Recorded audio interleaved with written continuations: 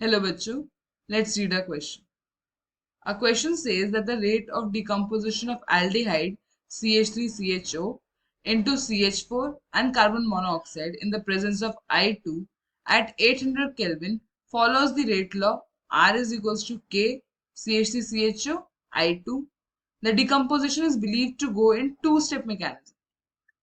Pehla step, this is that CH3CHO plus I2 gives CH3I plus HI plus CO. And the second step is this. The CH3I plus HI gives methane CH4 plus I2. The question asks now that what is the catalyst for the reaction and which of the two step is the slower one. Let's start solving this question. इस question को solve करने से पहले इस question का की concept समझ लेते हैं.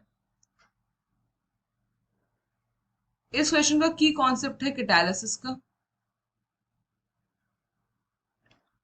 And rate of reaction. ये क्वेश्चन जो है केमिकल काइनेटिक्स का, ये ट्रिकी क्वेश्चन है. आपको सिर्फ दिमाग लगाना है. क्वेश्चन को देख के घबराना नहीं होता है. जितनी चीजें हमें दी गई हैं वो लिख लेते हैं बस. हमें गिवन क्या है? हमें इक्वेशन गिवन है कि एक रिएक्शन है एल्डिहाइड की और वो दो स्टेप में हो रही है. दो स्टेप में लिख लेते हैं. स्टेप 1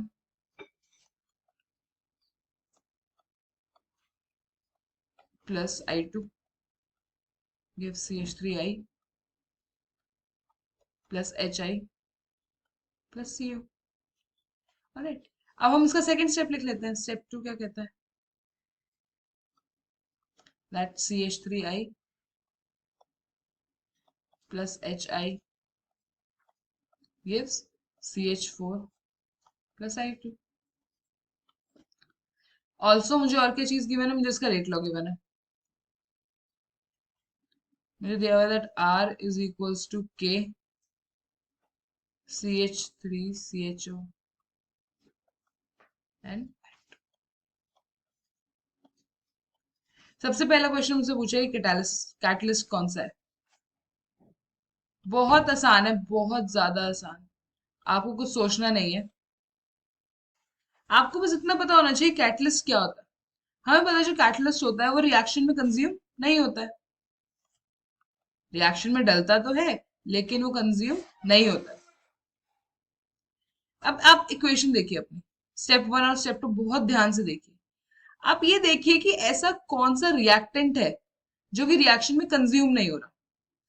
यहाँ पे जरा फोकस करेंगे तो आपको पता चलेगा. आयोडीन की तरफ देखिए. ये रिएक्शन 1 में अंदर गया एज रिएक्टेंट और स्टेप 2 में ये बाहर निकल आया एज अ प्रोडक्ट. आयोडीन जो था वो स्टेप 1 में रिएक्टेंट की तरह एक्ट किया एंड स्टेप 2 में क्या हुआ इसके साथ कि वो प्रोडक्ट की तरह बाहर निकल गया. मतलब रिएक्शन में कंज्यूम नहीं हुआ. अगर रिएक्शन में कंज्यूम नहीं हुआ तो मेरा कैटलिस्ट क्या हुआ?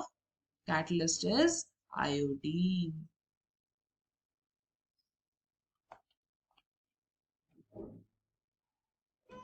ये था मेरे क्वेश्चन का फर्स्ट पार्ट.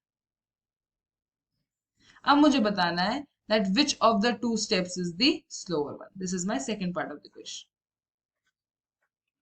एक बार हम दोबारा से लिख लेते हैं जो हमारे इक्वेशन हमें दी हुई है. That is CH3CHO plus I2 gives CH3I plus HI plus CO, carbon monoxide. And then my step 2 is CH3I. This was step 1. And this is step 2. The CH3I plus HI gives CH4 plus I2. Also अब यहां में मेरा काम आएगा rate law का. मेरा rate law क्या था? मेरा रेट लॉ कहता था that R is equals to K CH3CHO and कुछ नहीं करना. हमको ये पता है जो रेट लॉ लिखा जाता है वो किस स्टेप का लिखा जाता है? स्लोअर स्टेप से. जो स्लोअर स्टेप होता है वही रेट लॉ डिफाइन करता है.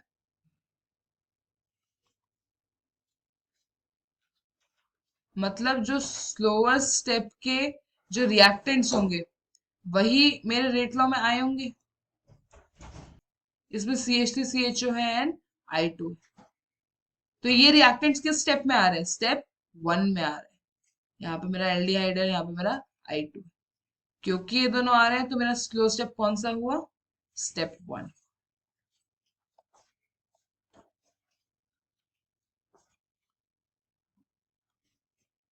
तो स्लो स्टेप मेरा इस रिएक्शन का कौन सा होगा? जिसमें एल्डिहाइड जो है वो मेरा आयोडीन से रिएक्ट कर रहा